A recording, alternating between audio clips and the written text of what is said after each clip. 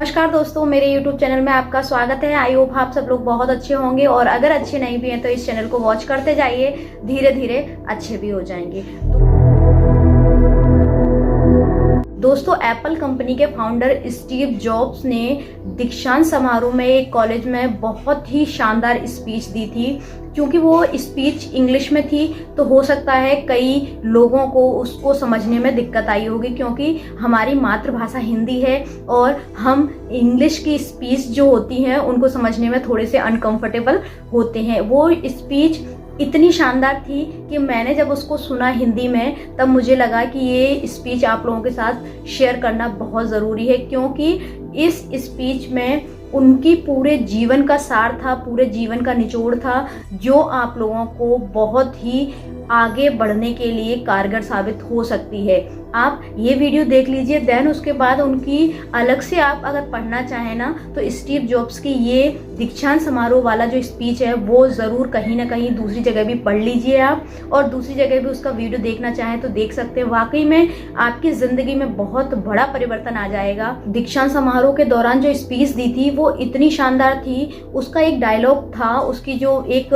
Thoughts थी, stay hungry stay foolish. ये इतना फेमस हुआ कि इस पे चलकर कई लोगों ने सफलता भी हासिल कर ली। तो आज हम स्टीव जॉब्स की वही दीक्षांत समारोह वाली जो इंग्लिश स्पीच थी उसे हिंदी में कन्वर्ट करके आपके साथ शेयर करूंगी। आई होप आप सब लोगों को पसंद आएगी, और सीरियसली आप अगर इसको अपने जीवन में उतार लेंगे इन शब्दों को तो आपके जीवन में बहुत बड़ा परिवर्तन आ जाएगा। अगर इसमें कुछ गलती हुई हो तो मैं आप सब लोगों से माफ़ी भी चाहूँगी, क्योंकि ना कहीं इंग्लिश से हिंदी ट्रांसलेट करने में हो सकता है कुछ शब्दों का उतार चढ़ाव हो सकता है, लेकिन यकीनन आप इस चीज़ को अगर समझ लेंगे तो आपको वाकई में जीवन में सफल होने से कोई नहीं रोक पाएगा।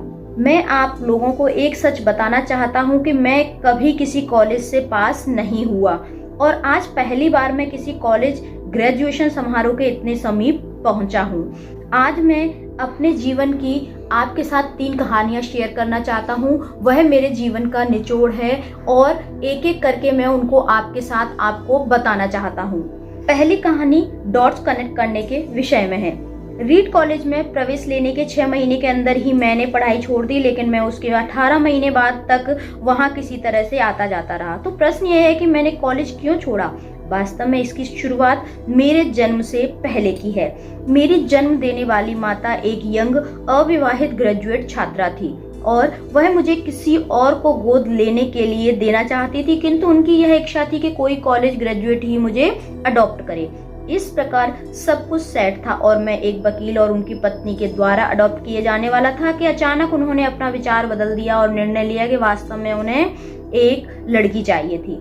इसलिए अब आधी रात को मेरे माता पिता, जो अब तक वेटिंग लिस्ट में थे, उनको कॉल किया गया और बताया गया हमारे पास एक बेबी बॉय है, क्या आप उसे गोद लेना चाहेंगे। उन्होंने तुरंत हाँ कर दी। बाद में मेरी जन्म देने वाली माता को पता चला कि मेरी माता कॉलेज से ग्रेजुएट नहीं है और पिता तो हाई स्कूल भी पास नहीं है, इसलिए उन्होंने अंतिम अडॉप्शन पेपर साइन करने से मना कर दिया। लेकिन कुछ महीनों के बाद मेरे होने वाले माता पिता के मुझे कॉलेज भेजने के वचन देने के कारण वह मान गई।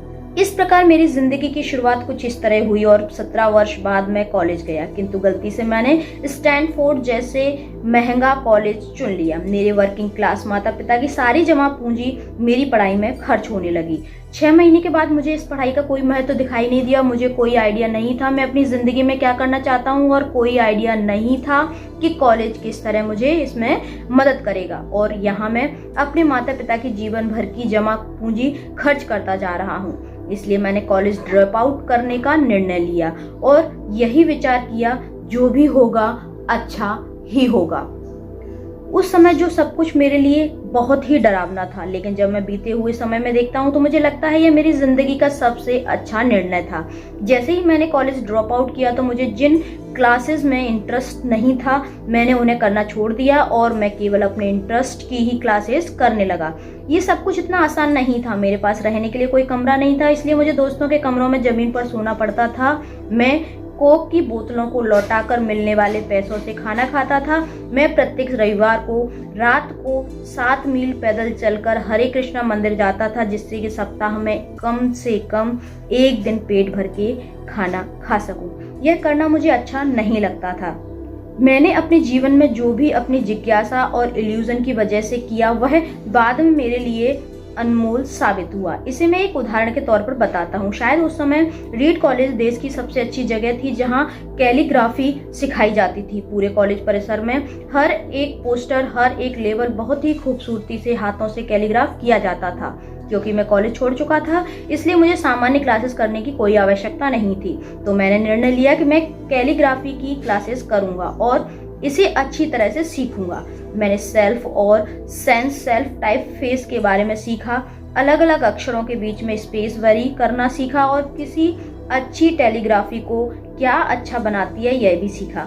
यह खूबसूरत था, ऐतिहासिक था, इतना आर्टिस्ट था कि मुझे इसे विज्ञान द्वारा कैप्चर नहीं किया जा सकता था और यह मुझे बहुत ही आकर्षक लगता था। उस समय ऐसा कोई भी विचार नहीं था कि मैं इन चीजों का प्रयोग कभी अपने जीवन में करूंगा। लेकिन जब 10 साल बाद हमें पहला कंप्यूटर बना रहे थे तब मैंने इसे मैक में डिजाइन कर दिया और यह खूबसूरत टेलीग्राफी वाला विश्व का पहला कंप्यूटर बन गया। अवश्य ही जब मैं कॉलेज में था तो भविष्य में देखकर इन डॉट्स को कनेक्ट करना असंभव था, लेकिन 10 साल बाद जब मैं बीते हुए समय में देखता हूँ सब कुछ स्पष्ट नजर आता है। आप कभी भी भविष्य को देखकर डॉट कनेक्ट नहीं कर सकते, आप केवल पीछे देखकर ही डॉट्स कनेक्ट कर सकते हैं। इसलिए आपको विश्वास करना होगा कि अभी जो भी हो रहा है वह आगे चलकर किसी न किसी तरह आपके फ्यूचर से कनेक्ट हो जाएगा। आपको किसी न किसी में विश्वास करना ही होगा, अपने गट्स में, अपने भाग्य पर, अपने जीवन पर, अपने कर्म में या किसी न किसी चीज में विश्वास करना ही होगा, क्योंकि इस बात में विश्वास रखना ही आगे चलकर डॉट कनेक्ट होंगे, आपको अपने दिल की आवाज सुनने की हिम्मत देगा, उस समय भी जब आप बिल्कुल अलग रास्ते पर चल रहे होंगे, और यही बात आपको अन्य लोगों से अलग बनाएगी। मेरी दूसरी कहानी लव और लॉस के विषय में है। मैं सौभाग्यशाली था, मैं जिस चीज से प्यार करता था वह मुझे जल्द ही मिल गई। वॉज और मैंने अपने पिता के गराज से एप्पल की शुरुआत की। तब मैं 20 वर्ष का था। हमने बहुत मेहनत की और 10 साल में एप्पल 2 लोगों से बढ़कर 2 बिलियन और 4000 लोगों की कंपनी हो गई। हमने अभी 1 साल पहले ही हमारी बेहतरीन रचना रिलीज की और मैं 30 का हो गया था। मुझे कंपनी से निकाल दिया गया। आप अपनी बनाई हुई कंपनी से कैसे निकाले जा सकते हैं? जैसे जैसे एप्पल ग्रो करने लगी हमने एक बुद्धिमान आदमी को हायर किया, जिसे मैंने सोचा कि वो मेरे साथ मिलकर कंपनी को आगे बढ़ाएगा। पहले 1 साल सब कुछ ठीक प्रकार से रहा, लेकिन फिर कंपनी के फ्यूचर विजन को लेकर हम दोनों में विवाद होने लगा। बात बोर्ड ऑफ डायरेक्टर तक पहुंच गई और उन लोगों ने उनका साथ दिया। इस प्रकार 30 वर्ष की आयु में मुझे निकाल दिया गया और मैं पब्लिकली भी निकाल दिया गया। जो मेरी पूरी अडल्ट लाइफ का फोकस था वह अब खत्म हो चुका था और यह पूरी तरह से बर्बाद करने वाला था। मुझे वास्तव में अगले कुछ महीनों तक समझ ही नहीं आया कि मैं क्या करूं। मुझे लगा कि यह सब कुछ इतनी आसानी से स्वीकार करने मैंने अपने पहले की पीढ़ी के उद्योगपतियों को नीचा दिखाया है। मैं डेविड और बॉय से मिला और सब कुछ ऐसे ही हो जाने पर उनसे माफी मांगी। मैं एक बहुत बड़ा पब्लिक फेलियर था। एक बार तो मैंने वैली छोड़कर जाने की भी सोची, पर धीरे धीरे मुझे एहसास हुआ कि मैं जो काम करता हूँ उसके लिए मैं अभी भी उत्साहित हूँ। एप्पल में जो कुछ भी हुआ उसकी वजह से मेरे पैशन में थोड़ी सी भी कमी नहीं आई है। मुझे अस्वीकार कर दिया गया था, फिर भी अब मैं अपने काम से प्यार करता हूँ। इसलिए मैंने एक बार फिर से शुरुआत करने की सोची। मैं तब तक यह नहीं देख पाया, किंतु अब मुझे लगता है कि एप्पल से निकाले जाने से अच्छा मेरे साथ हो ही नहीं सकता था। सफल होने का बोझ अब बिगिनर होने के हल्केपन में बदल चुका था। मैं एक बार फिर से स्वयं को बहुत हल्का महसूस कर रहा था। इस आजादी की वजह से मैं अपने जीवन की सबसे क्रिएटिव पीरियड में आ चुका था। अगले 5 सालों में मैंने एक कंपनी नेक्स्ट और दूसरी कंपनी पिक्सर शुरू की और इस दौरान मैं एक बहुत ही अद्भुत महिला से मिला जो आगे चलकर मेरी पत्नी बनी। पिक्सर ने विश्व की पहली computer animated movie toy story बनाई और इस समय यह विश्व का सबसे सफल एनिमेशन स्टूडियो है। एप्पल ने एक अप्रत्याशित कदम उठाते हुए नेक्स्ट को खरीद लिया और मैं एप्पल में फिर से चला गया। आज एप्पल नेक्स्ट द्वारा विकसित की गई तकनीक का प्रयोग करती है।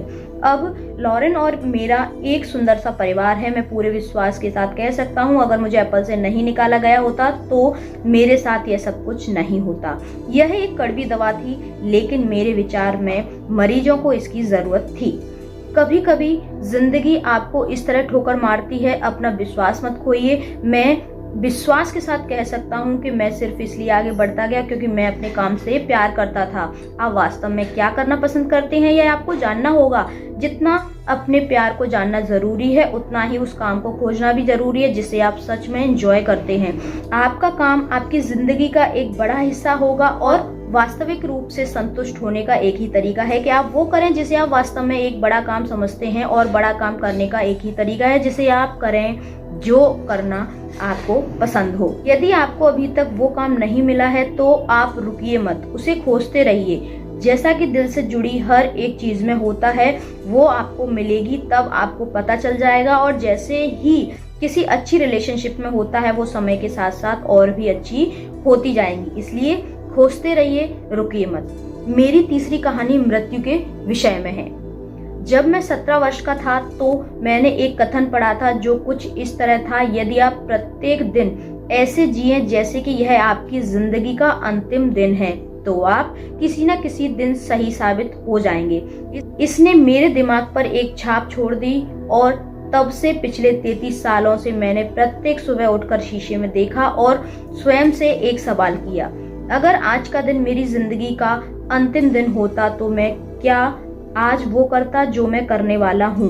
और जब भी लगातार कई दिनों तक उत्तर नहीं होता तो मैं समझ जाता कि कुछ बदलने की जरूरत है। इस बात को याद रखना कि मैं बहुत जल्द मर जाऊंगा मुझे अपने जीवन के बड़े निर्णय लेने में सबसे ज्यादा मददगार होता है, क्योंकि जब एक बार मृत्यु के बारे में सोचता हूँ तब सारी अपेक्षाएं, सारा गर्व, असफल होने का डर, सब कुछ गायब हो जाता है और सिर्फ वही शेष रह जाता है जो वास्तव में महत्वपूर्ण है। इस बात को याद रखना कि एक दिन मरना है किसी भी चीज को खोने के डर को दूर करने का सबसे अच्छा तरीका है। आप पहले से ही आपके पास कुछ नहीं है, ऐसा कोई कारण नहीं है कि आप अपने दिल की ना सुने। करीब 1 साल पहले ही पता चला कि मुझे कैंसर है। सुबह 7:30 बजे मेरा स्कैन हुआ जिसमें साफ दिखाई दे रहा था कि मेरे अग्नाशय में ट्यूमर है। मुझे तो जानकारी भी नहीं थी कि क्या होता है।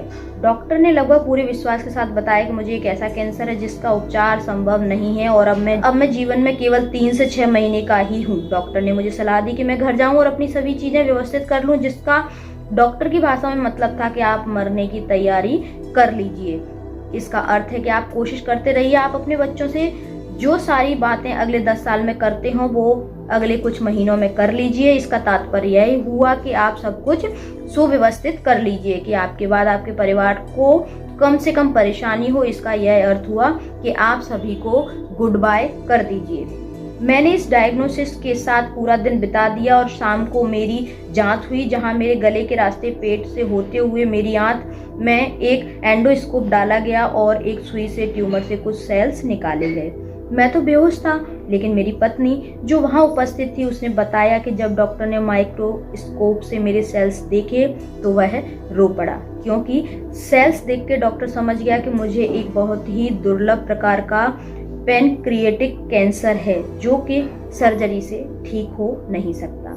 मेरी सर्जरी हुई और सौभाग्य से अब मैं ठीक हूँ। मृत्यु के इतने पास मैं इससे पहले कभी नहीं पहुंचा और उम्मीद करता हूं कि अगले कुछ दशकों तक पहुंचूं भी ना। ये सब देखने के बाद मैं और भी विश्वास के साथ कह सकता हूं कि मृत्यु एक उपयोगी लेकिन विशुद्ध रूप से बौद्धिक संकल्पना है। कोई भी मरना नहीं चाहता, यहाँ तक कि जो लोग स्वर्ग जाना चाहते हैं वो भी वहां जाने के लिए मरना नहीं चाहते। मृत्यु वह स्थान है जिसे हम सभी शेयर करते हैं। आज तक इससे कोई नहीं बचा और ऐसा ही होना चाहिए, क्योंकि मृत्यु ही एकमात्र इस जीवन का सबसे बड़ा आविष्कार है। जिंदगी को बदलती है, पुराने को समाप्त कर नए का रास्ता खोलती है और इस नए आप हैं, पर ज्यादा नहीं, कुछ ही दिनों में आप पुराने भी हो जाएंगे और रास्ते से साफ हो जाएंगे। इतना नाटकीय होने के लिए मैं माफी चाहता हूँ, लेकिन यह सत्य है। आपका समय सीमित है, इसी से किसी और की जिंदगी जीकर व्यर्थ मत कीजिए। बेकार की सोच में मत फंसिए, अपने जीवन को दूसरों के हिसाब से मत चलाइए, औरों के विचारों के शोर में अपनी अंदर की आवाज को मत दबाइए और सबसे महत्वपूर्ण यह है कि अपने दिल और सहज बुद्धि की बात सुनने का साहस रखें। वे पहले ही जानते हैं कि तुम वास्तव में क्या बनना चाहते हो। अन्य गॉड है। और लास्ट में मैं यही कहना चाहूंगा, स्टे हंग्री स्टे फुलिश। हो सकता है दोस्तों वीडियो आपको लंबी लगी हो, लेकिन इनके सारे थॉट्स जो थे वो बहुत ही बेशकीमती थे, इसीलिए मैंने इतना लंबा वीडियो बनाया है। आई होप आपको सारी चीजें क्लियर हुई होंगी, और अगर इस वीडियो में कुछ मिस्टेक हो तो उसके लिए माफी चाहूंगी, लेकिन उनके विचार वाकई में बहुत अनमोल और अतुलनीय थे, इसीलिए मैंने आपके साथ शेयर की। आई होप आपको वीडियो पसंद आया होगा। हंसते रहिए, मुस्कुराते रहिए और दूसरों को मुस्कुराने की वजह देते रहिए। Thank you, thanks for watching.